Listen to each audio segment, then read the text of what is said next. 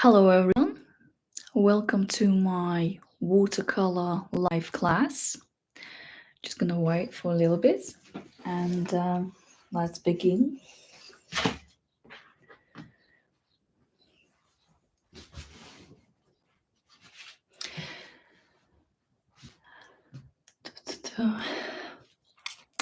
Let's begin. So, hello everyone. Today we're going to be painting together this beautiful puffin, as you can see on my desk. So, it will be done on size A5. So, the image is A5, but I made a line drawing for you for A4 size just in case. So, you can see that it's the same size of a puffin. So, a little bit of introduction from myself. So, my name is Rita Gould, and I'm a watercolor artist. I do have Patreon where I teach online. I do teach offline in the area in the UK, in Staffordshire. I also will be promoting and doing more for YouTube, and I will be releasing some free content as well. And I will be doing these live classes where we will be doing some painting together, and I will be showing you my approach and how do I paint. Mostly I paint nature related stuff, so my main interest is insects, but I also paint all sorts like woodland, mushrooms, plants, animals, birds, so all the nature stuff that I absolutely adore. And so join and let's begin. So the quick thing that I need to tell you about this class is that I will run you through materials that we're going to be using today. And also, let's begin. So originally that was done on paper that is called Saunders Waterford. This is a paper, and this is an amazing paper. So if you ever wanted to try it, I do recommend you, because once you try paper like this, you're not going to go back using something cheaper.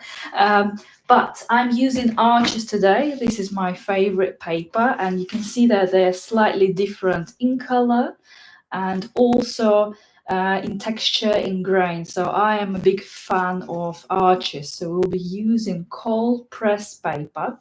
And as you can see, I already transferred my line drawing onto my good quality paper. I don't stretch my paper if I know that I'm not going to use a lot of water. And also that is the reason why I'm using just a board. And this board is from the backing of watercolor pad. And I had some people messaging me after the reel saying saying that you cannot use it. Well, you can. It all depends on the amount of water. So with this approach and with letting layers dry in between, you can use hard cardboard. I do recommend using wood as well. I'm not a big fan of plastic.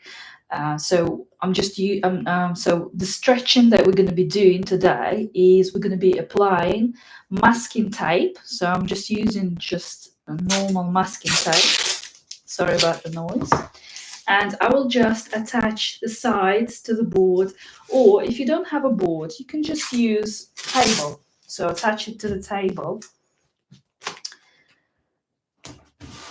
And it will just slightly reduce buckling, so wavy paper. So as when you use watercolor paper, and when you use a lot of water, or any water, not any water, a substantial amount of water, it buckles, so it becomes wavy. So some people, when they, for example, paint in landscapes, they would use stretching, and there are different ways how you can do it, and it really depends what you're painting and how much water you're using, that's all. But for me, that would be enough to hold the paper so it won't go buckling. So attach the paper.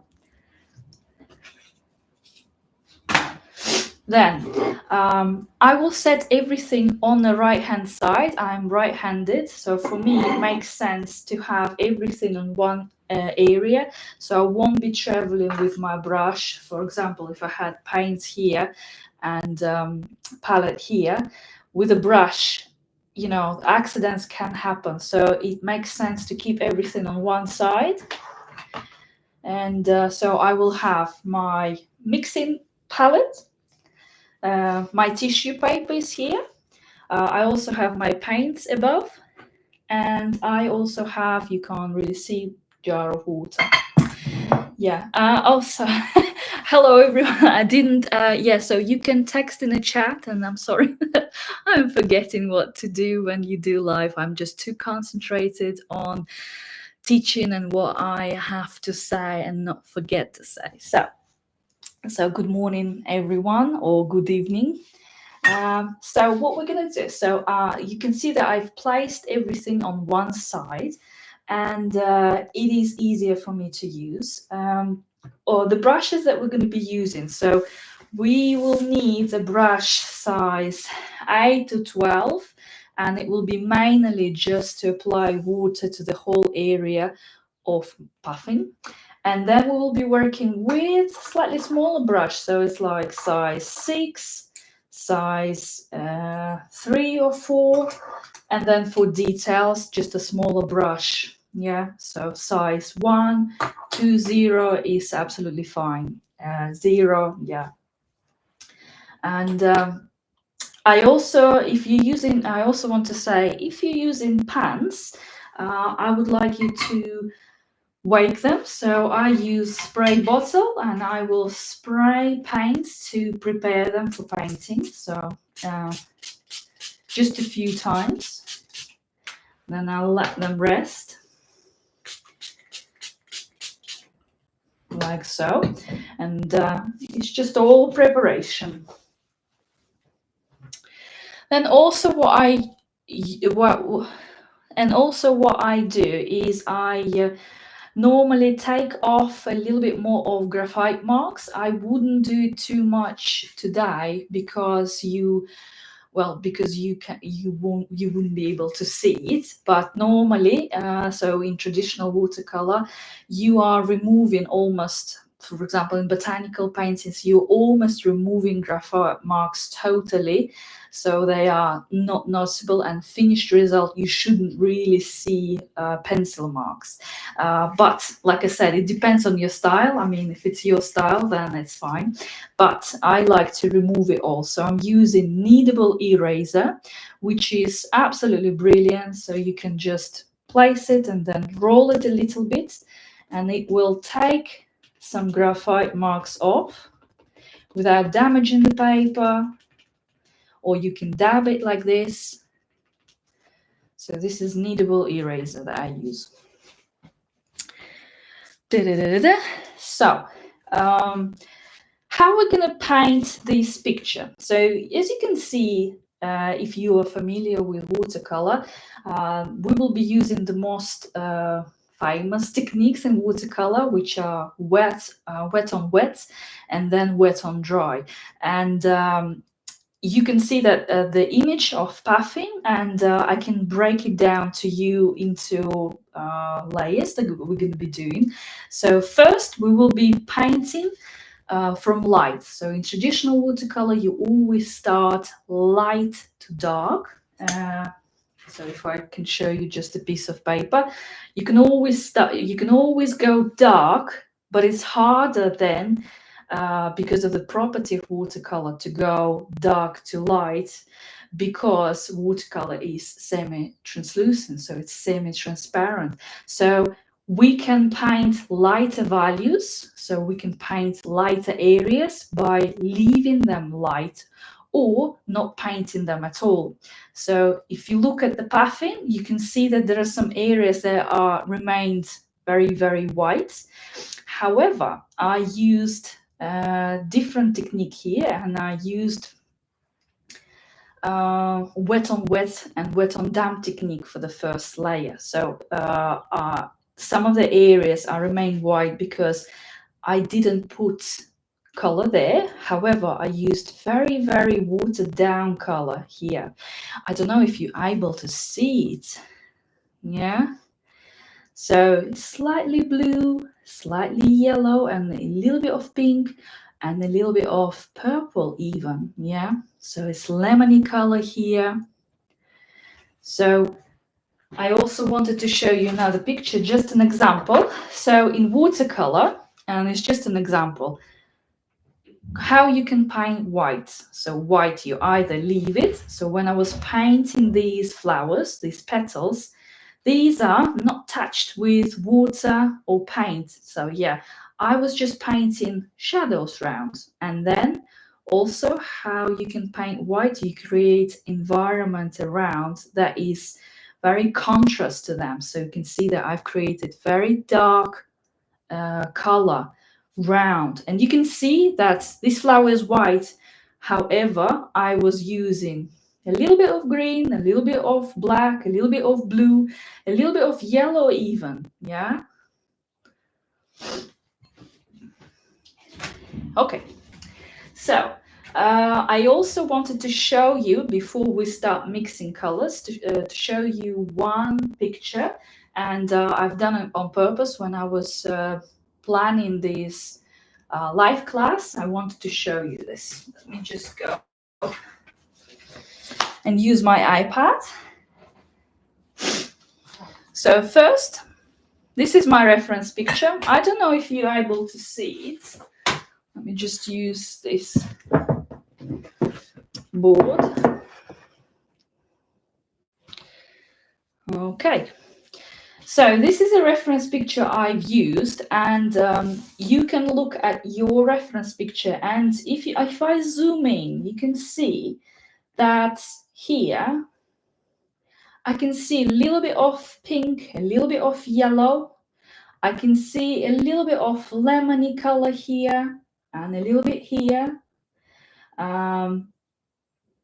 Yeah, a little bit of gray here. However, all these areas are white. Yeah. And I'm going to show you just what I've done for the first layer and what we're going to be doing in a second. Let me just find it. Where is it? So if I just put it here. So if you can see, I wet the whole area of my puffin with water. Yeah. And then I mixed 3 colors. So it was 3 colors. Lemon yellow, so it's cold yellow color, then cold blue color, and Dioxan purple, so it's like purpley color. So all these 3 colors were added wet on wet and wet on damp, yeah, with slightly smaller brush, and they were added not at full saturation. What I mean by that, so if you look, this is just a simple explanation. So you can use that blue color, Prussian blue, and it will be saturation like this, consistency like this. Yes, it's almost like honey. So it's very, very thick, almost no water, and lots of pigment. Or you can use a very, very watered down pigment. So you can see that it's like tea consistency. So it reminds you of tea. So if I just move my iPad. So if I had to show you this, so for example, if I'm using Prussian blue, if you don't have Prussian blue, you can use any cold blue. So you can see Prussian blue. So how do I make the value of this color? So how do I make this light? Just gonna add water, yeah? And then it becomes lighter and lighter and lighter. And I can use just these very, very light colors to paint. White, yeah. And the reason why I'm doing this is, well, it is my style, and I like adding colors wet on wet. You can paint it in different styles and different techniques, of course. but I love to use quite a lot of colors when I'm creating the base layer. So whenever you are not sure which colors you want to use to paint something, I do recommend having a look at reference pictures and reference books. So it really does help, and I think for a beginner it will help if you for example, not haven't seen the real bird, or like, how do I say it? For a beginner, it's actually easier to recognize color when you look at the picture rather than real object. And it all comes with experience, but like by looking at the picture that was done with watercolors, it's actually easier. Yeah, it's actually easier to see which colors that painter used to paint white. So I'm just going to show you quickly something. This is an amazing book that I bought on cardboard sale, and it was just a treasure. And I can see it's not a Puffin, but it's, yeah, I do have Puffins here as well. So I don't know if you're able to see, but so when I'm looking at the picture that was done with watercolor, well, I hope that it was, I can recognize more color. It's easier for me to see. So, and when I'm looking at white areas, I see the same thing. I can see that painter used a little bit of blue, a little bit of cold yellow, a little bit of purpley color, and then on top he used a little bit of grayish color. But you can see that it's not just plain white, right? By the way, that book is called Birds of the World. It's an amazing book. I mean, it is just amazing. If you can find it, it is really a treasure, honestly. Love illustrations here. Absolutely gorgeous. Okay.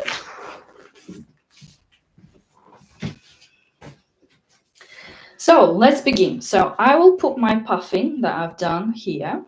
And this is my puffin that I'm going to be painting today. So first things first. So I'll move the paints.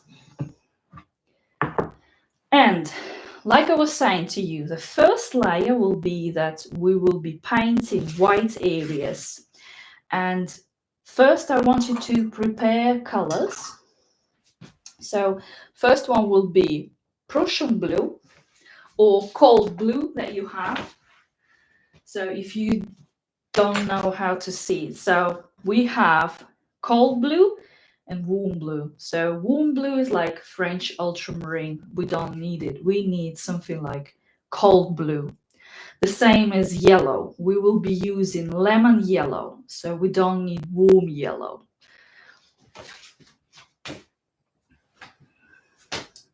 So to mix colors, I will be using my brush size number 4.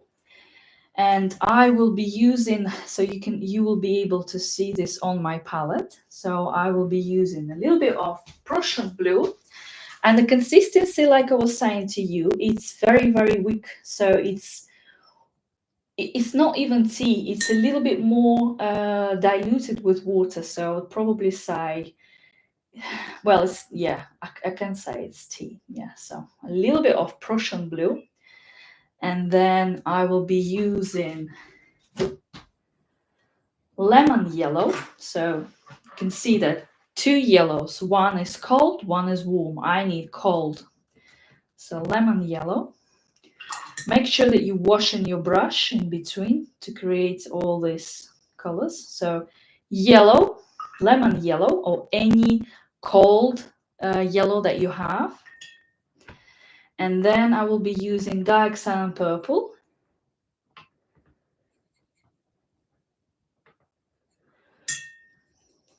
Like this. Yeah, so 3 color combination. Prussian blue, diaxan purple, lemon yellow. Then I will be swapping to my bigger size brush, so I'm using size number 8. You can use 8, 10, 12.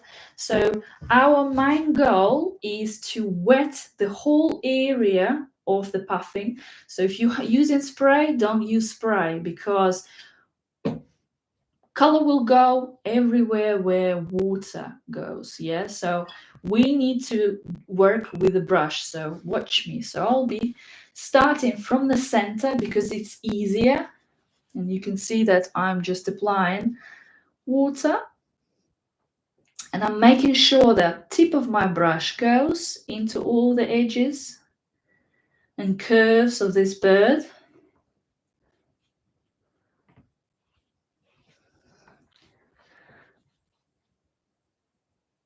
Very, very gently.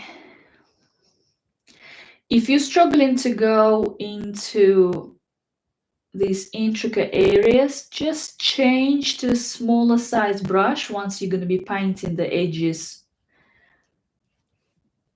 Yeah, so we are applying just water. So the secret to this technique is to keep the whole area evenly wet. So how to tell if it's wet evenly? So let me just finish doing this and I'll tell you. So when I'm looking at my picture, I can tilt my painting. I can see, I'm just trying to camera to catch it.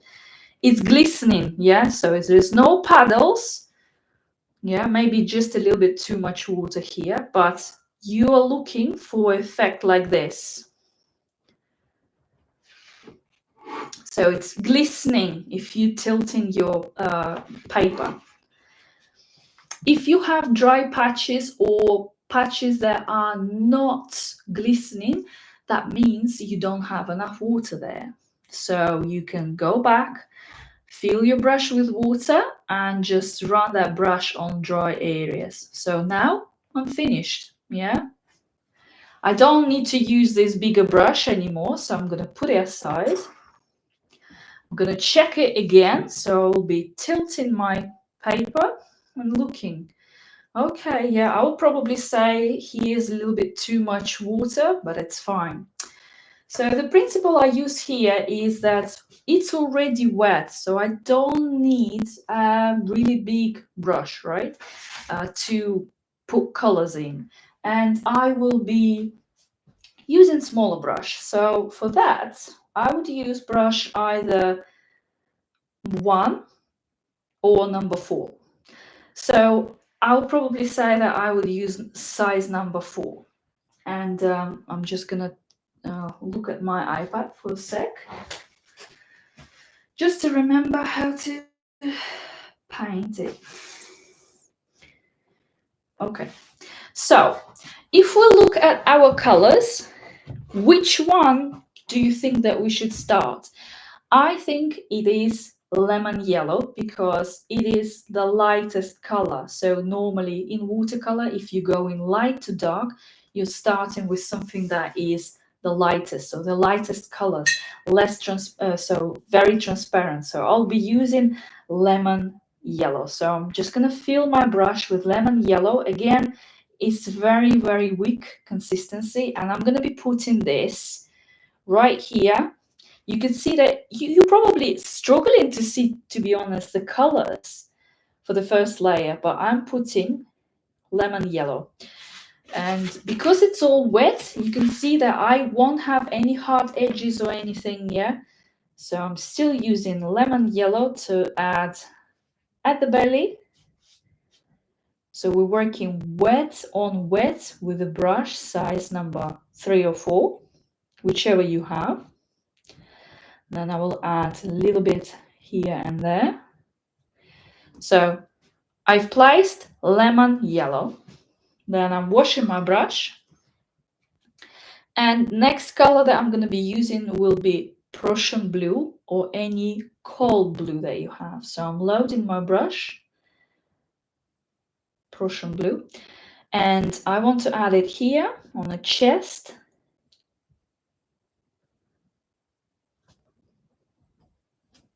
and then a little bit here, and a little bit on top of this lemon yellow. Don't worry if it will be going into areas of black color. So you know that puffin that has like a black feathers. So don't worry, ignore everything. So it will dry out lighter anyway. And then a little bit of Prussian blue I also want to add just here.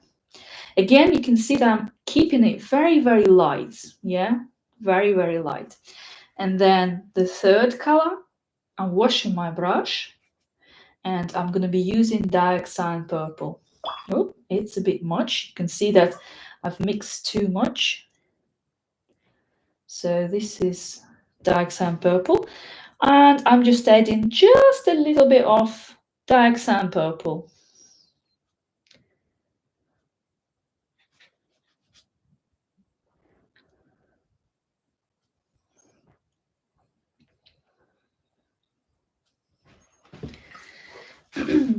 And then I'm looking at it and I'm thinking that I want to make the belly, so this area, a little bit warmer. So if you have yellow ochre, so or a little bit of warm yellow that you have, so I'm just gonna add just a little bit on that area,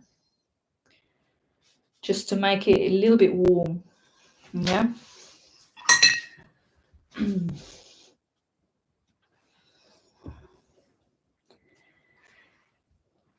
So it's all done wet on wet. Remember, while it's still wet, you can adjust it. So if, for example, you didn't like how the colors plied with each other, how they merge, you can always adjust it. So you can either use slightly bigger brush, so slightly size number 6.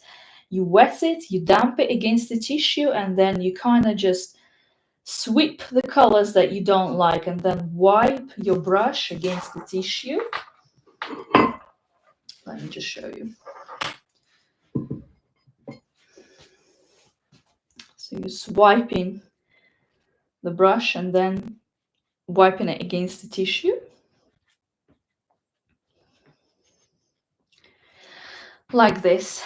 And what I want to do as well for this first layer is I want to probably start painting legs. So if you have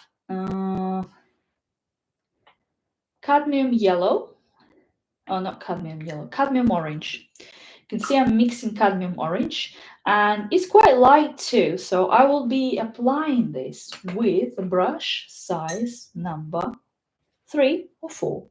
So a little bit of cadmium yellow. We don't need much. Plus as well, the legs are still wet. So I'm just gonna add this light color.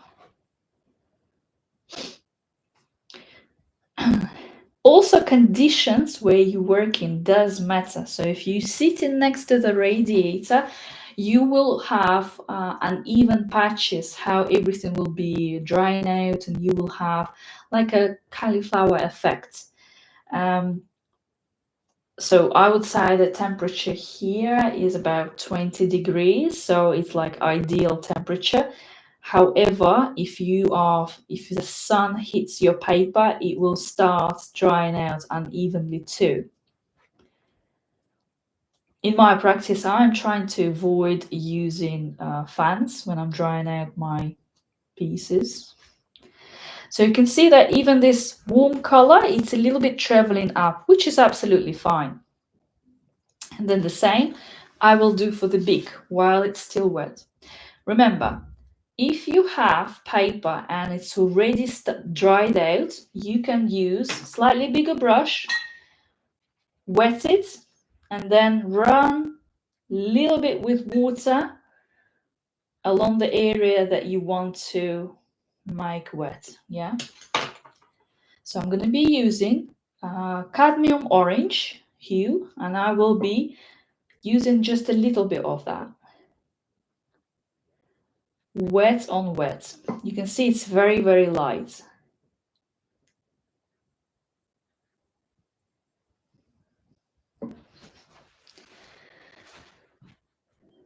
And this is my first layer. Yeah, so normally I would allow this to dry fully, and then we will be working wet on dry, which will be a little bit easier because you will have more control. The reason why people don't like watercolor, find it difficult, is that it is unpredictable, and sometimes yeah, it is unpredictable, or it is difficult for a beginner to control the effects and how it's going to play out on paper. It all due to experience, I must say. uh, so you kind of fighting with watercolor, trying to work together to create something, where when you're working wet on dry, you are in charge, and you know that if you place in color, it's not gonna bleed, nothing's gonna happen. That is yeah, that is the main difference that you know, people prefer when they, especially when they love details, when they love working slow and, you know, in a relaxing environment, they prefer to use like acrylics or gouache, because you can always leave it, have a cup of tea, and then come back and carry on. Where with watercolor, especially if you're working wet on wet, you tend to, you need full focus, and because everything is connected to time, right? So what I'm going to do now is I'm going to share some of the pictures that I've done recently while it's drying out. You also can ask me some questions in the chat if you have any. Thank you everyone who commented so far. I really appreciate it. Da-da-da-da.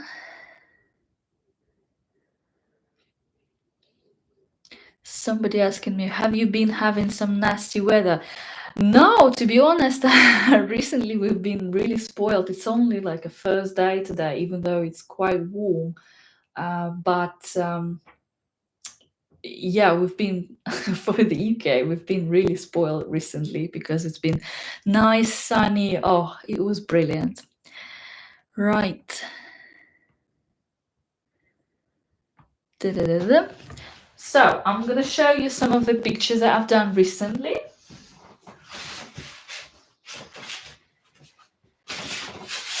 And yeah, so you know that I mentioned that I have my Patreon where I teach watercolor skills, and we are doing exactly what we're doing here. So you will be supplied with line drawing, you will be supplied with list of materials, and then you will be watching the videos and following step by step, painting together. Like I said, mainly it's nature related stuff. So for my Patreons, I'm making pictures of butterflies. You know that I'm obsessed with butterflies. So these are done with watercolor and then finished with a little bit of gouache. Then, because that was really popular on Reel, I might do a tutorial on this one as well. So it's bumblebees on crocuses that we have now in bloom, and it's absolutely amazing. And also I've used a little bit of metallic paints here on wings, you see. Ah, is it nice? This one is a future tutorial for my patrons too. It's a butterfly sitting on tulip.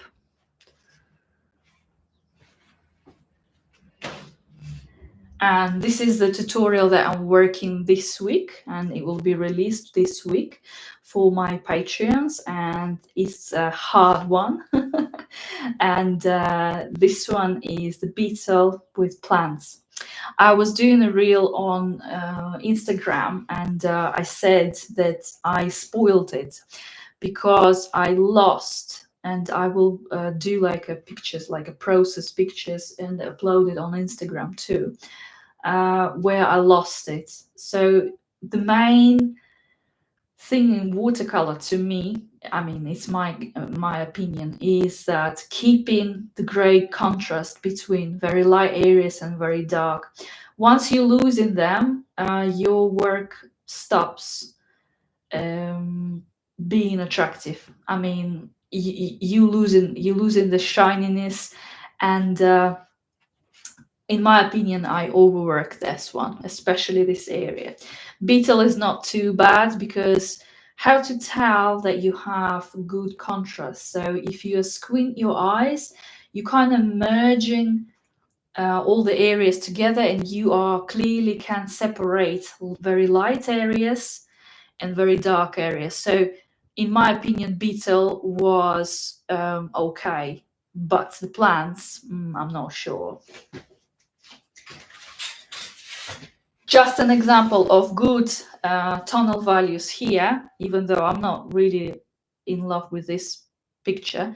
But if you squint your eyes, you can easily separate this in areas and see very dark areas, background, and then highlight. Yeah, so highlight, shadow area, darker background. So contrast between here, contrast between the leaf and the background. Yeah, so if you have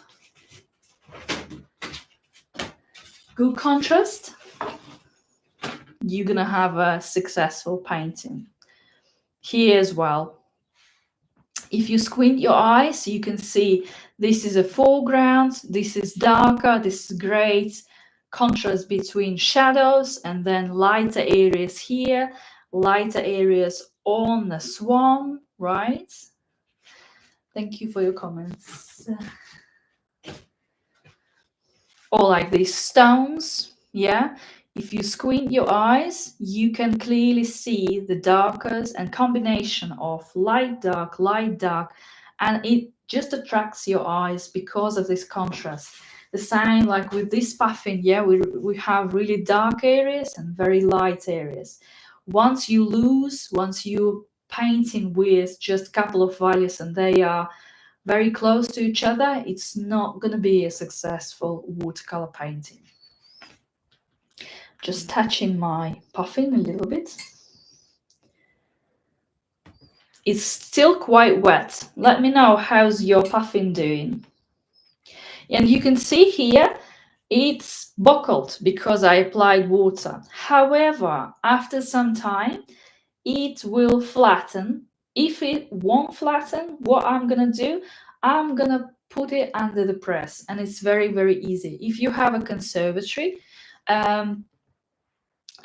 you just place a piece of paper on top, so like this, on top of your work, and then you put weights, if you have any weights at home, or books, and leave in a conservatory. The reason why I'm saying conservatory is because, especially like in winter times, springs, it is quite humid there, and it's actually the paper will absorb this moisture and then flatten under the press and then dry.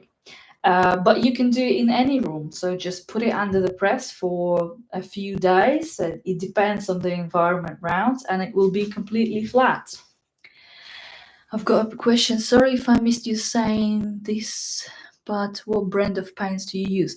So I'm using different types of brand. I use different brands, sorry. For my watercolor tutorials, I tend to use Cotman series, so it's student range from Winsor in Newton. And because they're kind of affordable and easier for people to get, so like a cheaper version. However, I have a mixture, so I have professional ranges. I do recommend Daniel Schmidt here. What's the brand? Paul Rubens. Yeah, I've got Paul Rubens. To be honest, I have so many brands, and it depends on the color. So I like to collect them on palettes like this, yeah, and they are just squeezed out, and I let them dry, and then use it. Again, I'm creating them. So, for example, some of them will be for painting insects and wildlife, and some of them will be for like landscapes, and they will be different. So, but in general, I'm using Winsor & Newton, both professional and student, but student ranges. But I do tend to use student range as it's like more affordable. Whenever people ask me, do you really need as a beginner to use professional paints? I say no, because once you, like I said, for many years I've been using student range, and I think it's more about paper rather than paints. But then once you want to really see the difference and really in love, you really start loving watercolor so much, of course go for it and buy um, professional paints. It's just the price. I think that, for example, if you're just trying, I think it is ridiculous to buy that amount of money for professional paints and then you might not use it. That's why I do recommend like a in the middle. So I don't recommend very cheap watercolor paints because it's going to be a disappointment for you. But I also don't recommend using very and buy really expensive materials. They are not going to give you something that, you don't need all of this in the beginning. In the beginning, it's just an understanding and practice and understanding what techniques you're using. I've got a picture. I don't know if you will be able to see it. These are professional paints, yeah.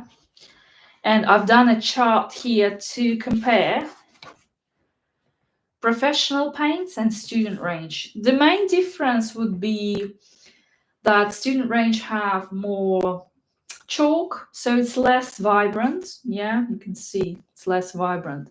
But like I said, if you are starting, your main focus will be using paper. So the paper I recommend, start from using Arches, for example. It can be a little bit pricey, but like I said, paper is the game-changing watercolor. Everything you paint, even like small doodles on a good watercolor paper, are going to be looking much better than if you use very cheap cellulose paper. If you just want to try practicing and like paint doodles, you can use like Canson paper is a good option as well. So yeah, paper is very, very important. Right. Just want to show you, so if you missed, so I was using this paper originally, but today I'm using Arches.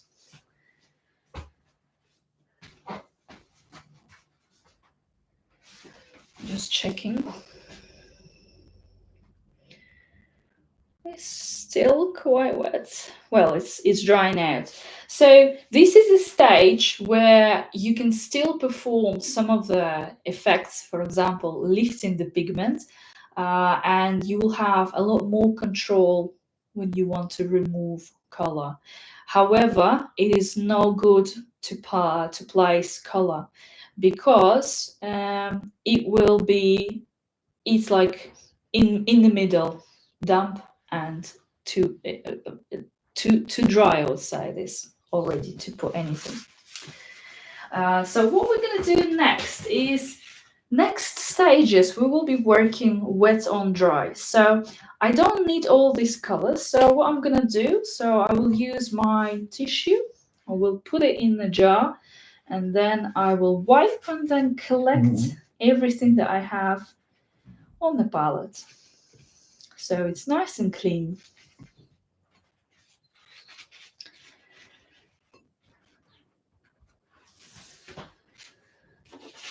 So somebody's saying, yeah, I would go for better paper or paint. Absolutely. Like I was saying, it is more important than, especially if you're a beginner, is to work with watercolor paper. If you ask me, I do have favorites, but I also always on the lookout, and I love using all the different papers. So I love Fabriana. I love, I'm not sure that I'm going to pronounce it right, Hachmenkool. It's a German paper. I love Fabriano paper. I love Arches. I love Saunders Waterford. I love Winsor & Newton paper. Yeah, there's so many, but like I said, for well, I've swapped now and I'm working only with arches. I also use a few papers from Canson, but they are not like basic Canson. They are quite, so this is like quite expensive paper. They have a series of papers. So I think it's called Moulin de Roy. Yeah, so Moulin de Roy. And it's an amazing paper too. So everything depends on what you're painting, and I do recommend having favorites because you will be learning and working together with paper, and if you are constantly changing paper, you're not getting used to it. Where I do recommend, if you're sticking with good size with good quality watercolor paper, try different effects on it, see how it takes it, and work with it for a while to see the opportunities. Yeah. So what we're going to be doing, so the second layer will be placing some more color on so a black area of the puffing. Yeah, somebody, yeah. Yeah, I'm not gonna pronounce it. But this is amazing paper. I love that paper. Again, one of the best for me. So we will be working on the black areas. If you look, they are not, so how I've painted it, they are not all covered in one black color. I don't know if you're able to see, but you can see we have lighter areas, yeah, and lighter areas and darker areas. So how we're going to be working. So I said that we can use Payne's Gray. So I'm just going to use my brush size number 6 to mix it first. Again, second layer, we need to increase the consistency. So we don't need very light Payne Gray. We need to work with something darker. So I would say, if you know the method, tea to butter method, it would be cream to honey, I would say. So I'm going to be mixing cream. This is Payne's Gray. So Payne's Gray is like a bluish version, and I absolutely love Payne's Gray. They have, with different brands, they have like a bluer version, and with some other brands, it's more like a different tone. I love using it. If you don't have Payne's Gray, I'd recommend you just use warm black with a little bit of cold blue, just a little bit. Yeah, Miss Danny spelled all the good quality papers there, and yes, I forgot to mention Ba Hong as well as a very good paper. Yeah, Arches, Schmicke, yeah, they're all very good. So Payne's Gray. So I'm preparing Payne's Gray, and how did I paint it? So it's here, it's lighter, and here is darker. So by using different consistency. So I've created one puddle, but what I'm gonna do, I'm gonna just move a little bit of Payne's Gray here and add just a touch of Prussian blue, just a touch, and then water. You can see the difference. So here is a lot lighter and a lot bluer, and here has more saturation.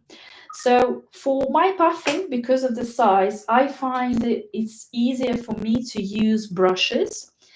And I would use brush size number 3 or 4. Again, with my techniques, I tend to use synthetic brushes recently, and I quite like it. And they not always look perfect, as you can see. The tip is no longer good, but I'm so used to it, and I just, I'm so used to it. I'm just working with it. I don't have a problem like, I need to reshape it, or it's just, it have so much effect on how I paint. No, I just move on and paint with this brush. because I'm so used to it. But like I said, maybe I'm not a good example. So what I would use, so I would use my brush size number 4, and I will start by using this lighter puddle. So you can see that I'm using a little bit of Prussian blue or any cold blue with a little bit of Payne's Grey. So you can see the consistency is like milk, I would probably say. And we have lighter areas here. So what I'm going to do, I'm going to start painting wet on dry. And I'm going to start from the neck, applying this color. Yeah. And then I will outline, you know, that we have that white area. So I'm outlining it. So just to make sure that I'm not going to feel it. So this light blue color. So Payne's Grey mixed with a little bit of Prussian blue. And then I'm filling it in with that color first, wet on dry. And then I'm moving down.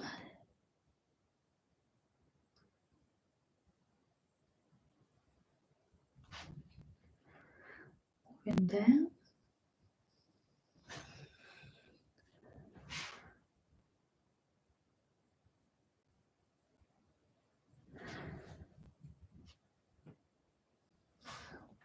So this will help me to understand where the darker area starts, yeah, because I can always go dark, but I'm starting light. Can always increase the blackness of that color. So, and then I will paint the head. Just the tip of my brush, yeah.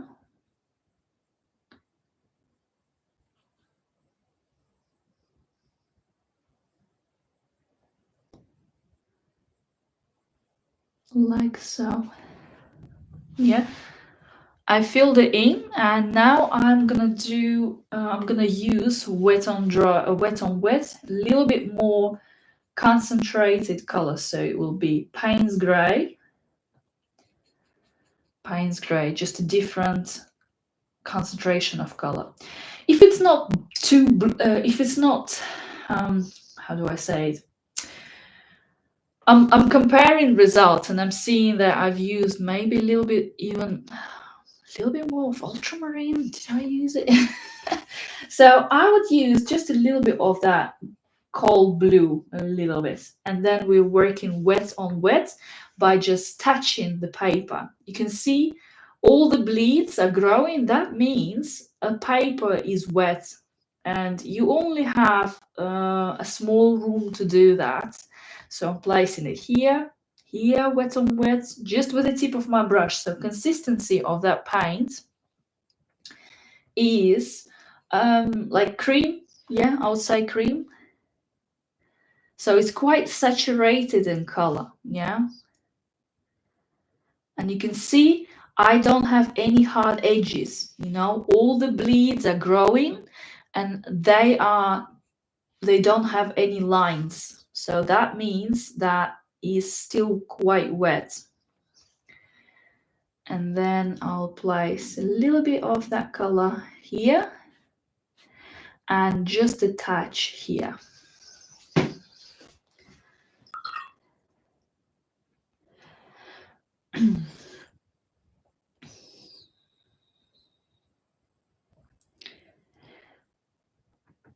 I also will use this color with my brush size number 4. You know that we have the eye, so I would just place that color to paint the line.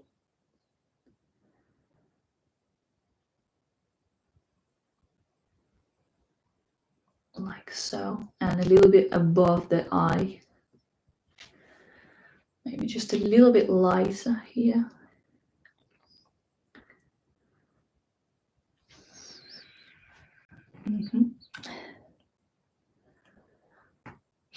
Yeah, I'm a big fan of Payne's Grey.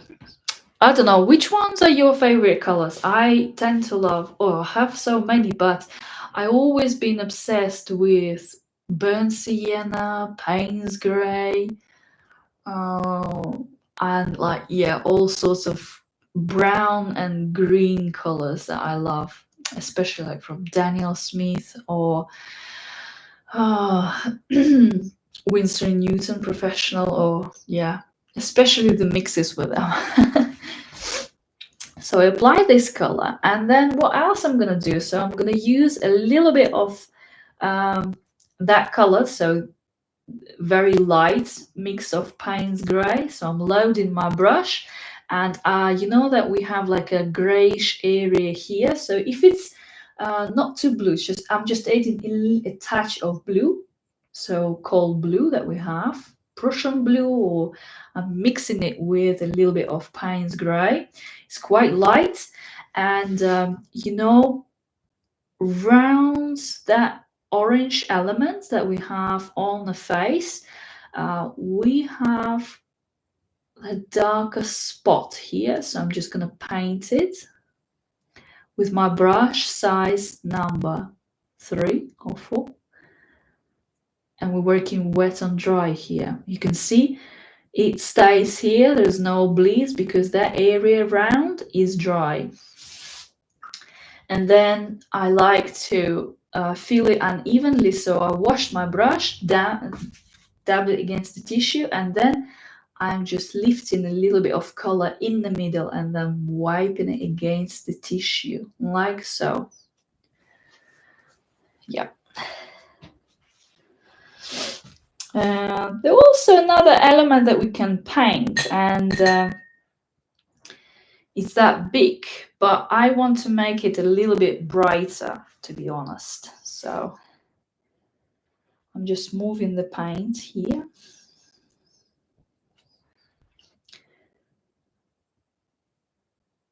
So while this all drying out, I think we can work on adding some details to the chest. As you can see that for the chest, I've used to paint like half tones, a little bit of Diaxan purple, a little bit of Payne's gray with black. So just going to create a few mixes. Again, they will be very, very diluted. So we don't want to overpower the whiteness. Yeah, so I won't be painting. Just imagine, so if I'm going to be using, like, if I'm adding details, if I'm working on light paper and I'm going to be placing like very saturated brush strokes, they're going to spoil this area. What I'm looking for is very, very light brush strokes just to give details and texture. So I'll be using my tiny brush, so it will be size either 2, 0 or 1, and it will be very, very diluted. So just compare. So they will be filling the area, but they're not overpowering, if you don't understand what I mean. So I don't want to use full saturations of colors, not to spoil the whiteness and lose tonal values. So what we're going to be doing, so I suggesting mixing. So for mixing, I'm using my brush size number 3. I'm using Diaxan purple, and then I'm mixing it with some cadmium yellow hue. It is quite light. This is one puddle, so this is cadmium yellow hue plus Diaxan purple. And another one will be slightly colder, and it will be a little bit of Payne's gray. Oh, we can use, yeah, Payne's gray. Maybe with a touch of Prussian blue, just a little bit. Again, these two puddles are very, very light, so consistency of like tea. And for the first layer, to paint values, I will be using my brush size number 3 or 4 to create like a bigger but very transparent patches, yeah, to give it structure, to give it texture. So I'm gonna load my brush, maybe just a little bit more purple. Loading my brush, still very transparent. Yeah, if I will check this on paper, it is really transparent, so it's very light. Yeah, can you see it? So I'm loading my brush, and then where can I see where? Oh, yeah, it's okay.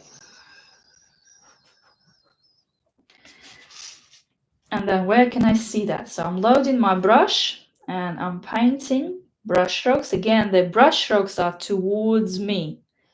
Yeah, so I'm gonna be painting a few brush strokes. They're very light and they repeating the curves of the puffin. Yeah, see it? And some of them are longer, some of them are shorter. So I'm using my brush, I'm putting my hand on the desk, I have full support, like so.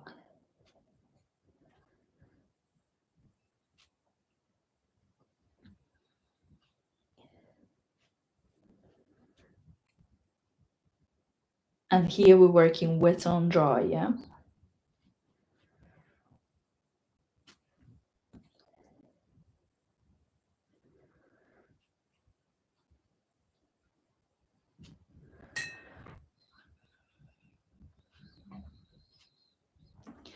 And I will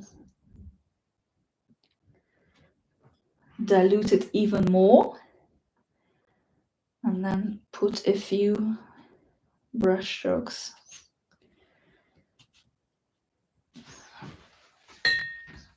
And then I will swap to my smaller size brush, size number, well, I have one, you can use 1020.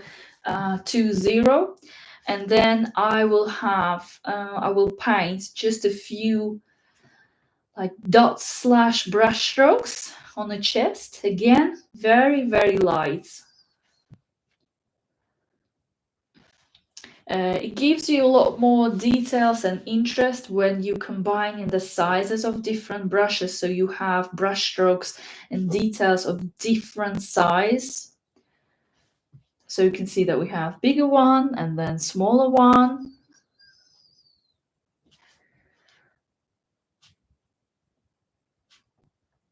And then I also have slightly different directions. So I will just paint, I'm just going to paint just a few odd ones out. And then a few dots like this.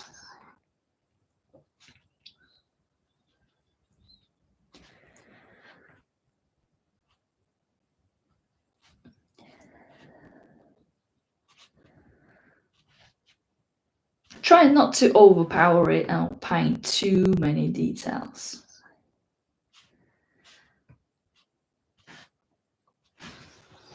And then we have the area on the face. So what I'm going to be doing, I'm going to be using the second mix. So it's very diluted Payne's grey.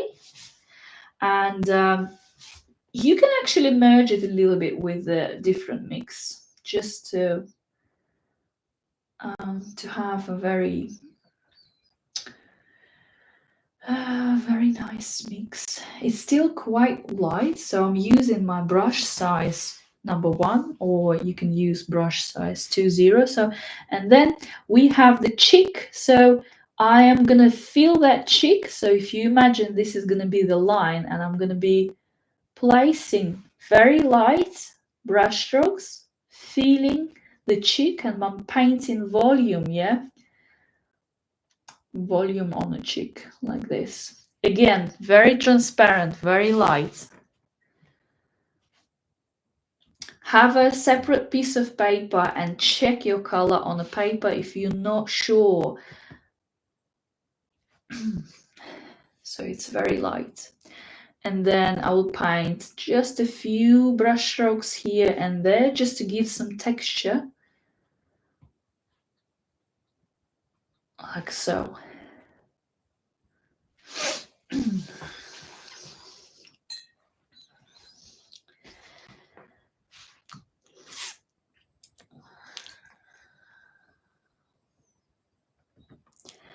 Next step. Next step, we're going to be painting while everything is drying out. We're going to be working on the beak and on legs. So, like I don't have much space on my palette, I'm just going to wipe it. So you can see, wiping it with a tissue.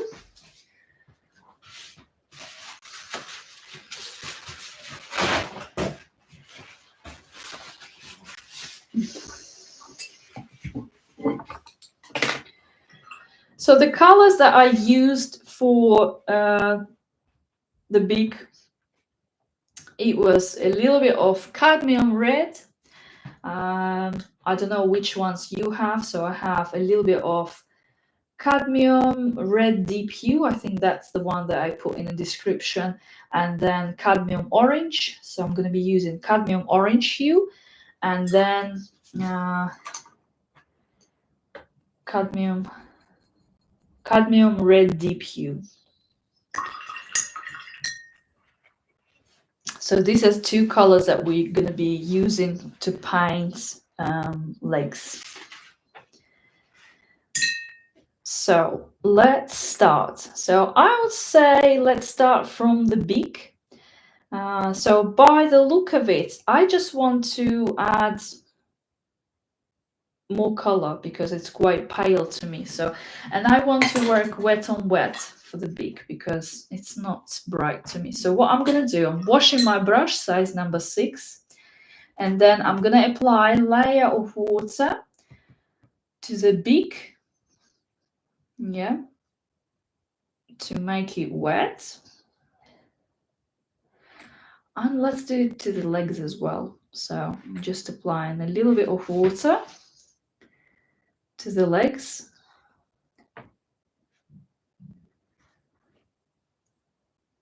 With my brush size number 6. So water, water, water. Then I don't need that big brush. I'm gonna use brush size number 4.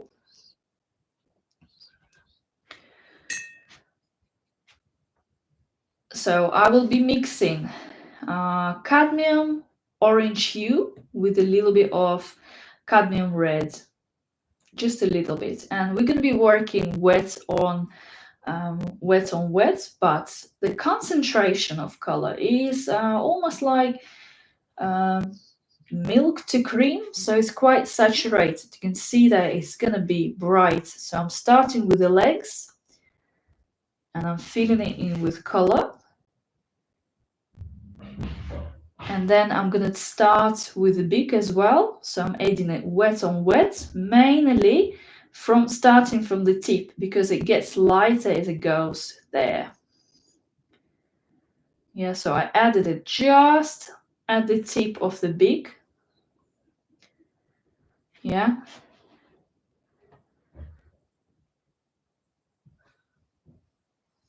Like so. And then what I'm gonna do also is that I'm washing my brush and I'm only gonna use a concentrated cadmium red deep. And I added just a little bit of alizarin crimson. Like I said, if you have if you mix a little bit of colder version of red to it, you're gonna have a very very bright red color. And I'm gonna add it wet on wet just with the tip of my brush to the tip of the beak. You can see wet on wet because I want it to be quite bright. Yeah. And then a little bit here, just a dot. And then I'm washing my brush, and then I'm just gonna adjust it with my brush, how it's all worked out.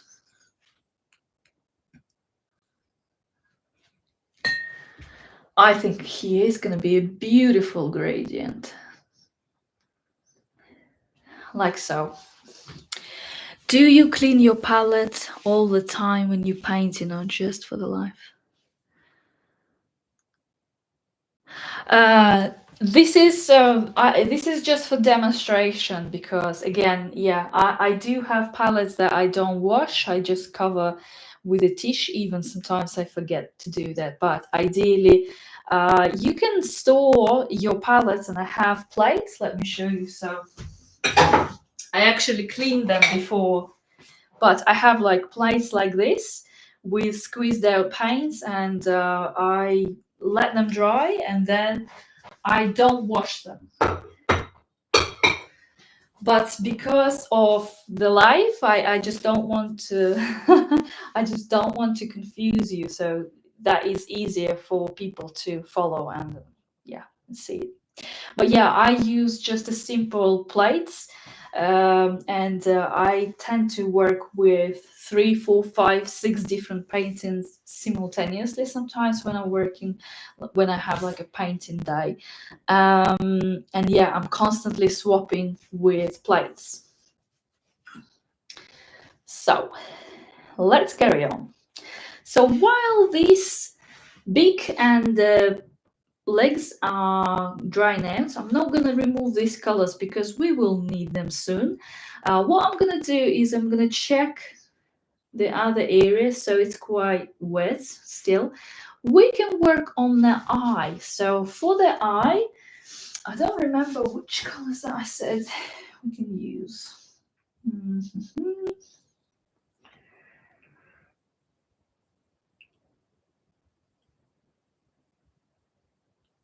Hmm. Okay. Let's use a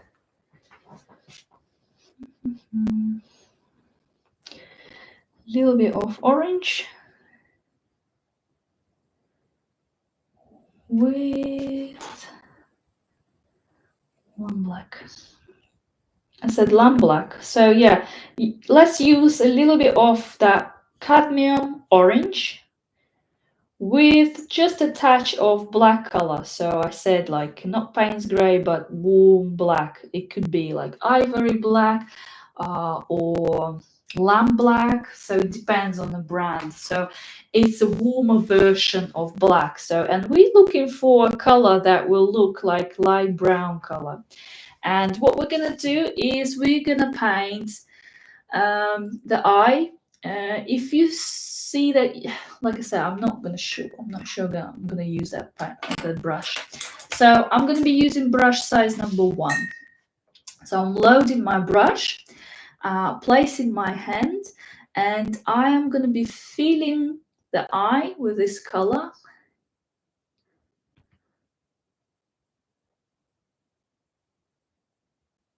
So I've used cadmium orange with a little bit of warm black, yeah, for the eye.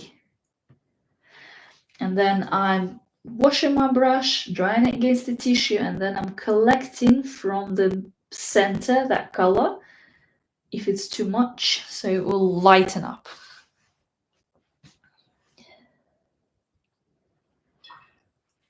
Like so.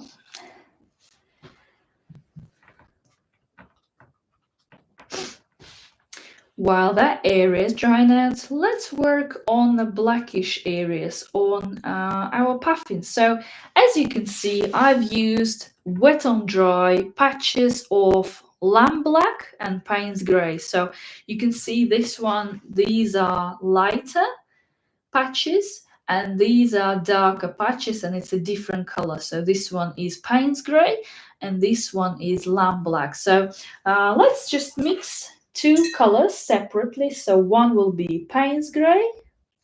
Consistency we're looking as cream, so it's quite saturated because we're working on details. And the second one will be lamb black. I'm using bigger brushes for mixing because it's easy to get paints. Yeah, so I'll mix 2 puddles, Payne's grey, lamb black. Then I don't need this brush yet. No, actually I do. I do. So we will be using, to start with, brush size number 3 to 4. And I'm going to be using Payne's grey first. I'm coming back to that puddle with a little bit of water. Yeah, so, and I'm loading it. So, and what I'm going to do, I'm going to start from this area. I'm gonna try, and you see, I would say it's too dark. So I would wash my brush, and I will drop a few drops of water on my palette to make it lighter, and even add just a little bit of cold blue, so the consistency become like tea to milk. And then I want to like dab my brush a little bit, so we are recreating this texture on the puffin, yeah, these feathers. So it's quite light here, right? And then I will carry on just with the tip of my brush, just placing this light brush strokes, and then just by dabbing. And then on the head, again, it's quite narrow area. If you feel that you want to use smaller brush, go ahead. So I will just put a few drops here.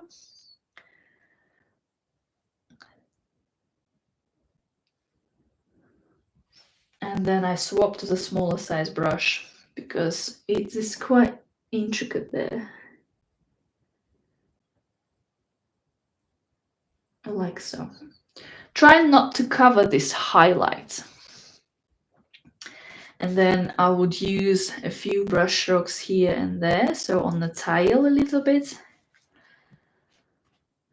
And then we can use slightly bigger brush, so size number 3. So I'm going to load it with lamp black. The consistency will be almost cream, so it's quite dark. And I'm going to be painting wet on dry on the side, like so. And then put in a few brush strokes here on the neck. And then here under the beak, it is quite dark.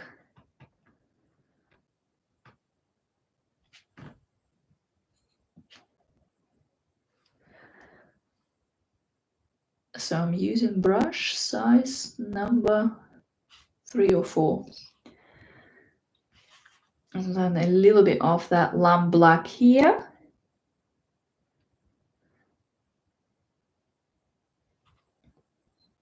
And here.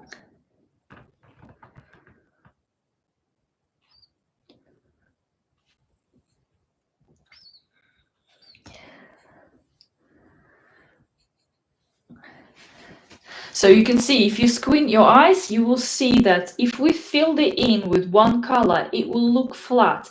But by placing lighter areas here, having different tonal values, you're creating shape, you're creating different values as well.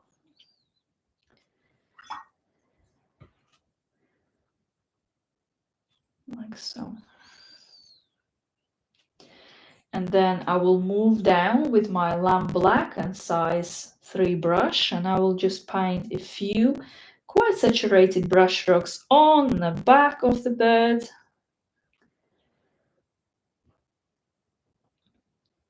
A few like bigger brush strokes.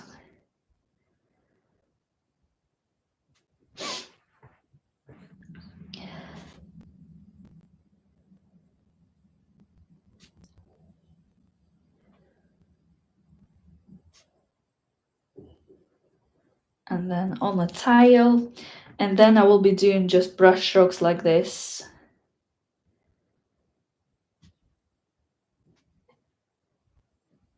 Slightly darker.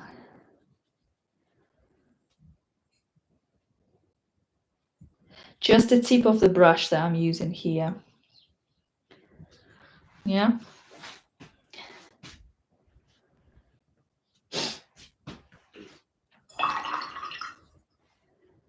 And then what I also want to do, I want to get some dark sand purple, so that purple color. And I want to use a little bit of lamp black with purple dioxide to get this color. And then I will load my brush with this color, and I'm just going to add a few brush strokes from this side. Just to, I don't like using just lamp black. I love color combinations with this.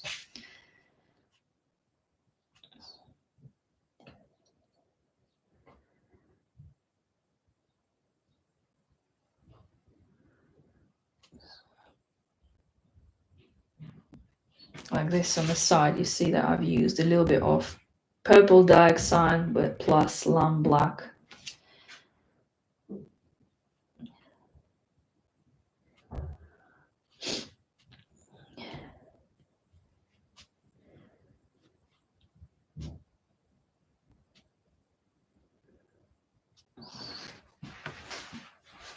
And then I'm washing my brush, and I'm going to be using this Payne's Grey, diluted Payne's Grey, maybe with a touch of cold blue.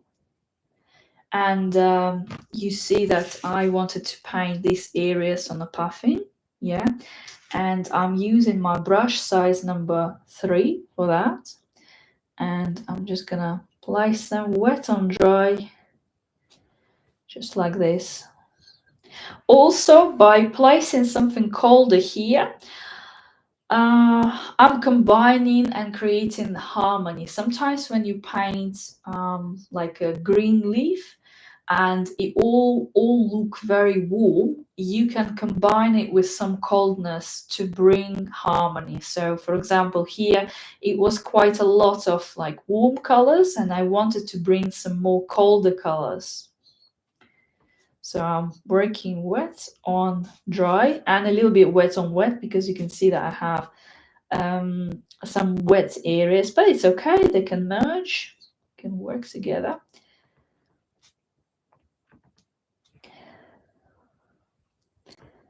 And a little bit of that color here.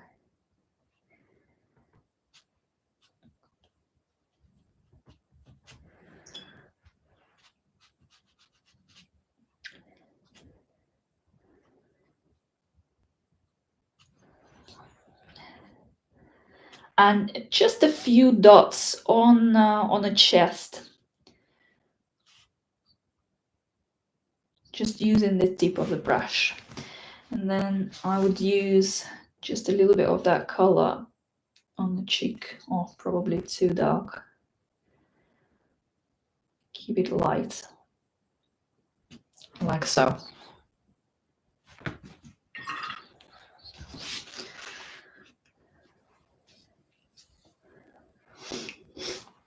Next thing I'm gonna do is we're gonna work on the beak, because my beak is quite, well, it's a little bit damp, but it's okay. So I'm gonna load my brush with Payne's Grey first. It's quite light, so we have like a triangle here, and it's lighter on top and darker at the bottom. So I'll start in the middle by just following the pencil line, like so. And then I wash my brush, dab against the tissue, and then just with water I'm feeling the top. I'm struggling to see where it's going. To go here. So it's quite light here, and I'm just moving the pigment down. And then I'm gonna use a bit more of lamp black on its own, lamp black, and I'm gonna apply it wet on wet, just at the bottom. And you can see that this color will travel a little bit up. And I'm gonna wash my brush, and then we will be using this cadmium red.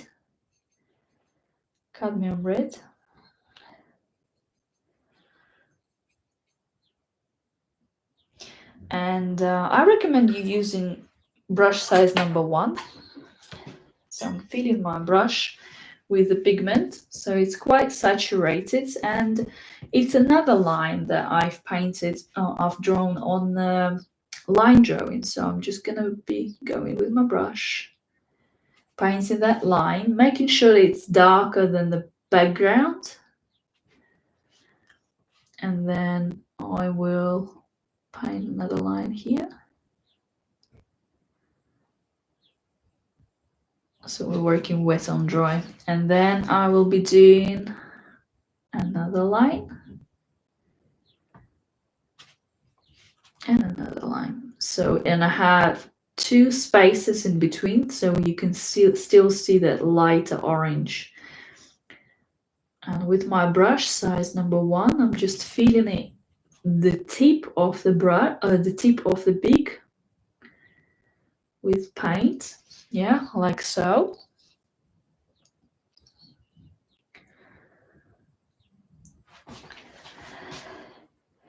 And then the same brush, so we're working with a brush size number 1, so I'm using cadmium orange with a little bit of that red, and I'm gonna paint the outline of the eye, so you can see that we have like a orangey area around the eye. So I'm gonna paint that line using my brush size number 1.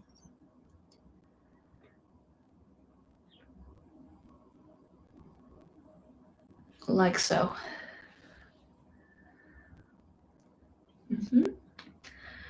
And then we'll wash my brush. I only need to get some cadmium orange, and I will paint just inside of the element using cadmium orange and my brush size number 1.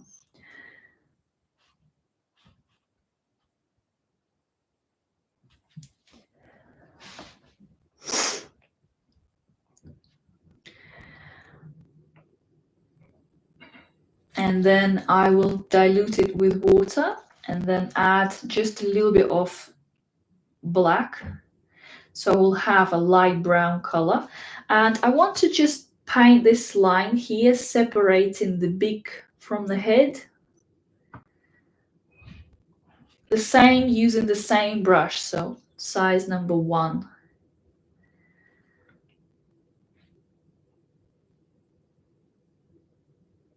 Like so. And then using the brush size number 1, I'm just going to get some more of that Payne's gray and then add some details here. So this is like darker area, and I'm just dabbing my brush, just the tip of my brush, and making sure that this is like a darker area under this orange element.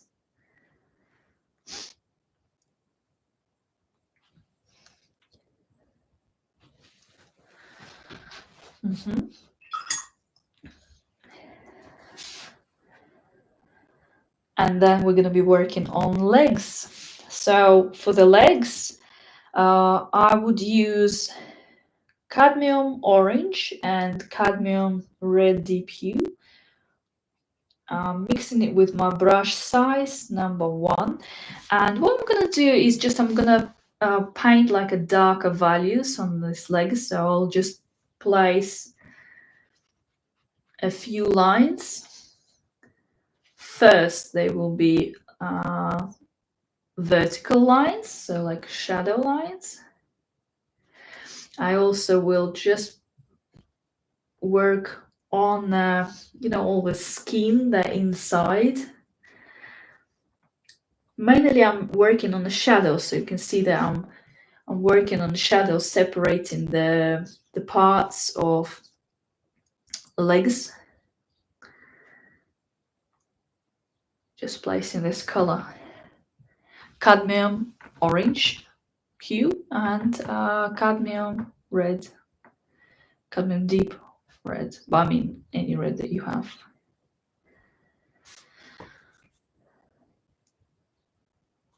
Oops.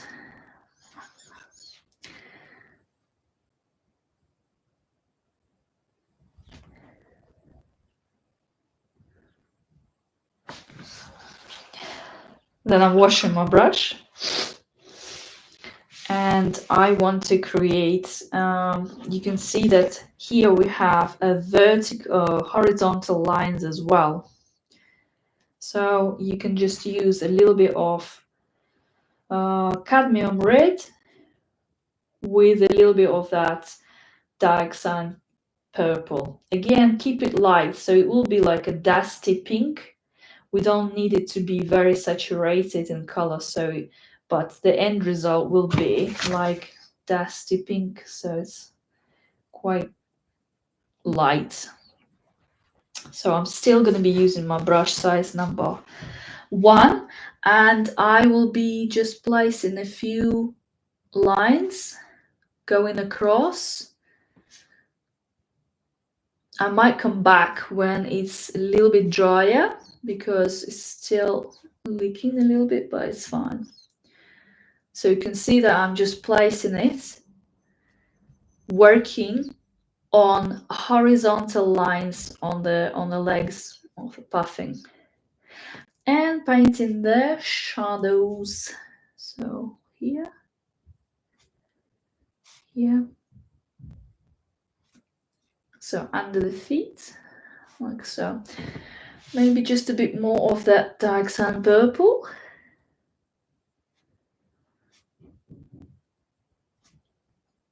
Like so.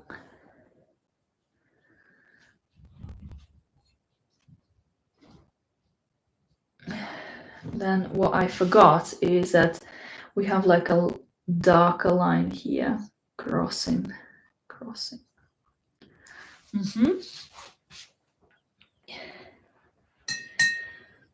Oh, thank you.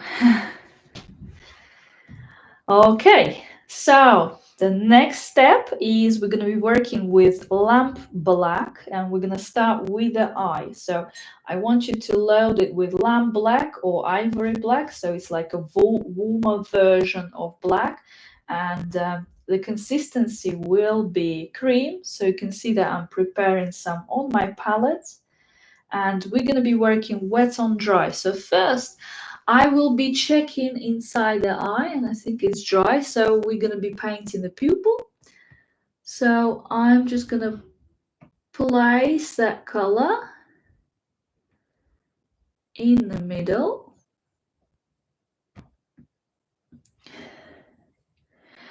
And then we also have like a darker area around the eye, so I'll be placing a few brush strokes, making like a darker values, like so. And then under the pupil.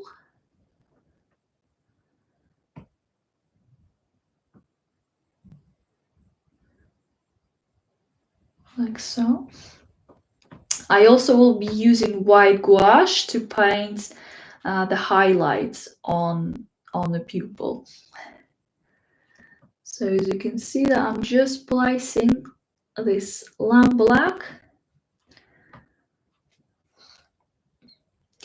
Yeah, and I will be adding so let me just check here.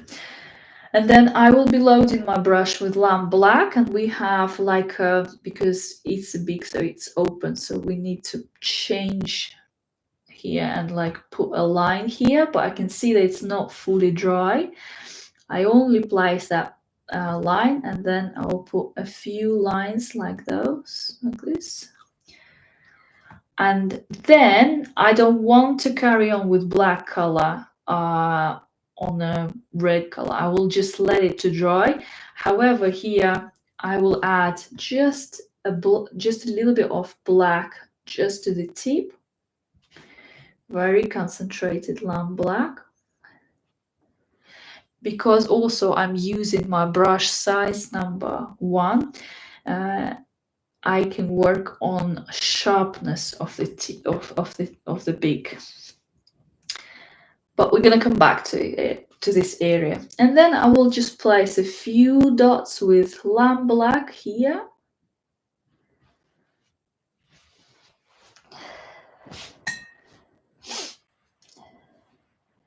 And then I'm loading my brush, and then I will be placing a few brush strokes on the chest, not on the chest, on the back, sorry, on the back.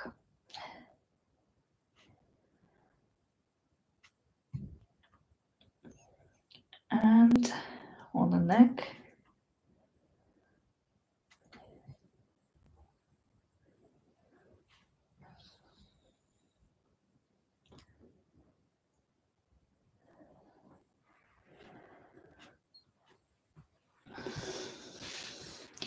And then we also have like a blacker areas here, so I'll use my brush size number 1, and the brush strokes will be towards me.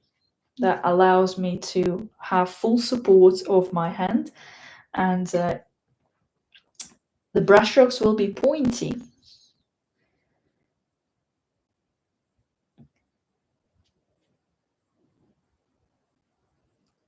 Like so.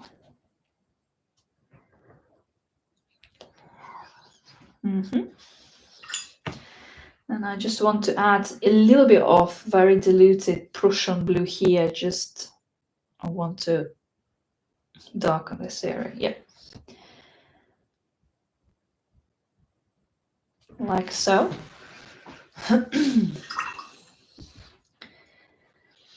And also we can now work, because it's dried out, so we can use this dark sand purple with a little bit of red. And we're gonna add a few more horizontal lines over legs. Now it's dry. We can make a few a little bit darker. Yeah, so I have more dark sand purple. And then separate more the distance between fingers. Well, I don't know how they're called, fingers. So like darker values. And then also I can use that color to then paint the line separating the beak over here. And then add the line inside, so here, separating, like here. And a little bit here.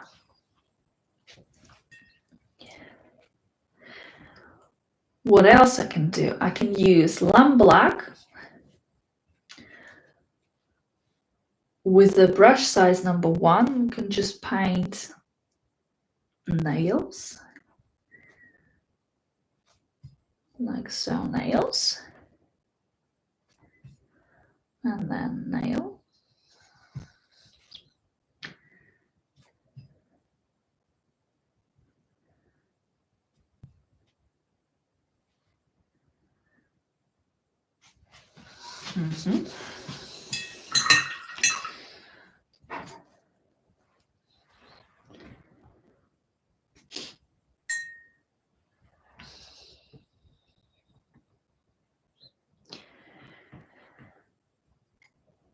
And then what else can I do? So I'm not quite sure. So let's use a little bit of cadmium orange. But let's dilute this cadmium orange, and I want to add just more color to that element, make it a little bit brighter because it's quite pale.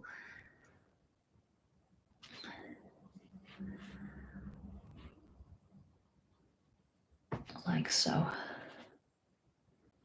So cadmium orange. And the last thing that I want to do is just work a little bit on the beak and then wait till that pupil gonna dry out. But I'm just gonna speed it up by scooping that black paint out because I added too much and wiping it against the tissue. So I want to work more on the beak. So I'm loading my brush with lamp black. Move it. Gonna tilt it a little bit for me to be able to see it. So what I'm gonna do is I'm gonna paint lines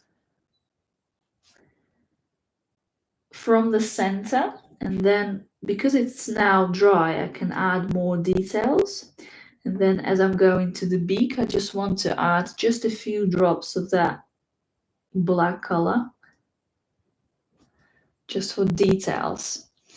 And then inside this element, I will just use a little bit of that lamp black as well.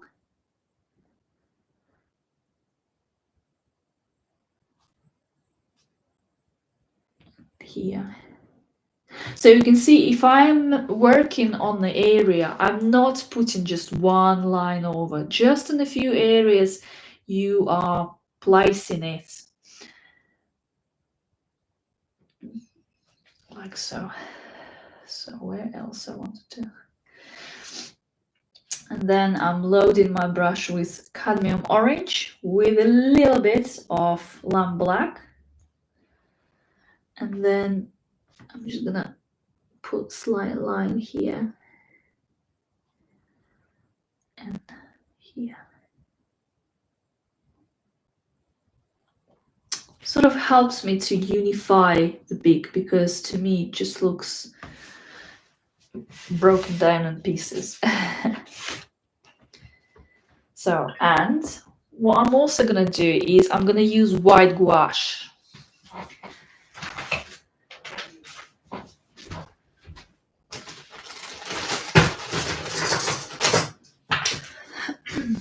So in my work, I very often use just a normal white gouache, titanium gouache. So this is from Winsor & Newton. You don't need much. It's just literally just to add highlight. You can actually use masking tape to block the area, but I thought it would be easier just to add highlight at the end. So I would use just, you don't need a lot. See, I've squeezed just a little bit of white. And then I'm washing my brush. I'm going to be using my brush size number 1. You don't need to dilute it with water. You need like a toothpaste consistency. So all you need to just dip it in, so you have some at the end. And then you check if it's dry. I think it's dry, yeah. And then you place the highlights.